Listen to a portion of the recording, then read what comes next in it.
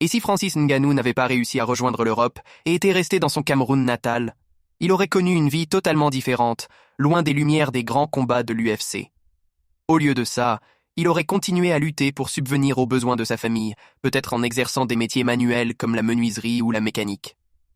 Le rêve de devenir champion de MMA se serait éloigné, mais sa détermination aurait été mise à l'épreuve dans des défis quotidiens. Francis aurait trouvé la force dans la solidarité de sa communauté, participant à des tournois locaux pour gagner un peu d'argent. Les routes du Cameroun auraient vu émerger un autre genre de héros, celui qui inspire par son parcours, pas seulement par ses victoires. Les enfants du quartier auraient été émerveillés par son histoire, pleins d'espoir, tandis que sa carrière sportive aurait été transformée en légende locale. Peut-être qu'un jour, un entraîneur chanceux aurait croisé son chemin, lui offrant des astuces pour se perfectionner, et Francis aurait embrassé cette nouvelle voie avec la même passion qu'il mettait sur le ring. Sa voix aurait retenti dans les gymnases, encourageant les autres à poursuivre leurs rêves, même si ceux-ci ne les mènent pas au sommet de l'UFC.